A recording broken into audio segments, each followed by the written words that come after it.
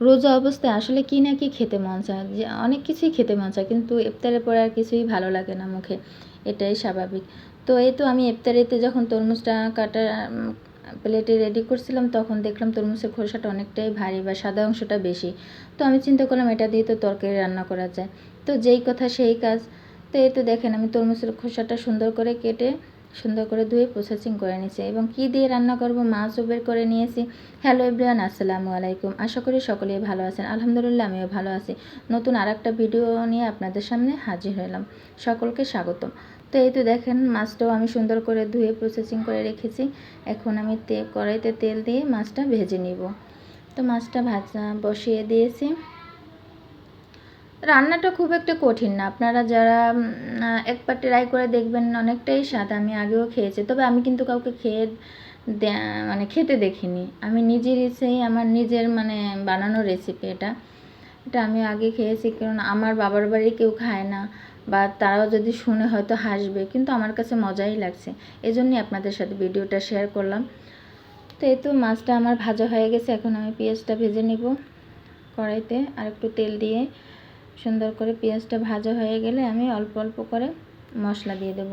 একটু রসুন বাটা, হালকা পরিমাণ আদা বাটা দিয়ে নিয়েছি, হলুদ গুঁড়ো, মরিচ গুঁড়ো, পরিমাণ মতো লবণ আর জিরার গুঁড়ো দিয়ে একটু কষিয়ে নিব মশলাটা। তবে মনে রাখবেন, সব তরকারির মশলাটা একটু সুন্দর করে কষিয়ে নিলে তরকারির স্বাদটা অনেক গুণ বেড়ে যাবে। তো এই তো দেখেন মশলাটা আমি কষিয়ে নিয়েছি। এখন আমি তরমুজের খোসাটা ধুয়ে প্রসেসিং করে রেখে দিয়েছিলাম, ওটা আমি একটু কষিয়ে নেব। ঘ্রাণটা কিন্তু আমার কাছে অনেকটা ভালো লাগে। তো এই তো সুন্দর করে তরকারিটা কষিয়ে নিব। দেখেন কালারটাও দেখতে কিন্তু সুন্দর লাগে, আমার কাছে তো ভালোই লাগতেছে। জানি না আপনাদের কাছে কেমন লাগে, তবে কার কাছে কেমন লাগে কমেন্ট করে জানিয়ে যাবেন। কে কোথা থেকে ভিডিওটা দেখছেন এটাও কমেন্ট করে বলবেন। আর যদি আমাকে কেউ ভালোবেসে থাকেন, ভালোবেসে ভিডিওটা দেখেন, প্লিজ লাইক দিয়ে পাশে থাকবেন, পুরো ভিডিওটা দেখবেন। আর নতুনদেরকে দেখার জন্য একটা শেয়ার করে দিবেন।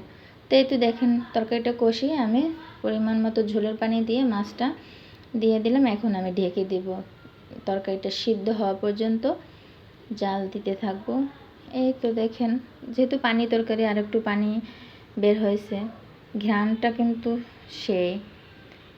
তো এই তো সিদ্ধ হয়ে গেছে, দেখলাম খুব ভালোভাবেই সিদ্ধ হয়ে গেছে। এখন আমি একটু ভাজা জিরার গুঁড়ো দিব উপরে ছিটিয়ে। এই তো ভাজা জিরার গুঁড়ো দিয়ে তরকারিটা নামিয়ে নেব। এই তো আমার তরকারি, এই ঝোলটুক রেখে দিয়েছি, কারণ ঘ্রাণটা দেখে নাকে যাওয়ার পরে মন চাচ্ছে ঝোল দিয়ে ভাত খাওয়া যাবে, এই জন্য। তো আজকের ভিডিওটা এ পর্যন্তই। ভালো থাকবেন সকলে, আল্লাহ হাফেজ।